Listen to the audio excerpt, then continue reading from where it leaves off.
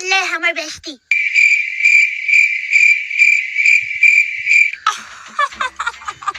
মাই ফহিনী বেস্টি, দেখ বেস্টি, এটা জীবনও দেখতে পাইতি না তুই। নে প্লেন দেখালো। হ্যাঁ দেখছি, আর ডং করিস না।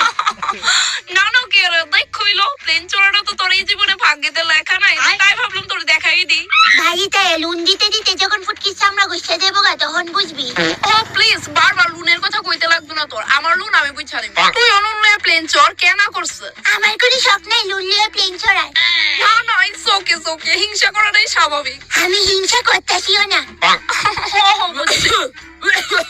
ওই বেস্টি, আমার পাশের সিটে একটা ফুটটিলা ভিখারি বেটা বসে, বুঝছস? এই বেটার প্লেনে এলাও কেটা করছে? বেটা কে না থাকুন এনি প্লেনে উঠতে পারছে। হ, ভিক্ষার টাকা দিয়ে উঠছে বোধহয়। সবারই তো একটু শখ থাকে প্লেনে চড়ার। Hello madam, do you need something?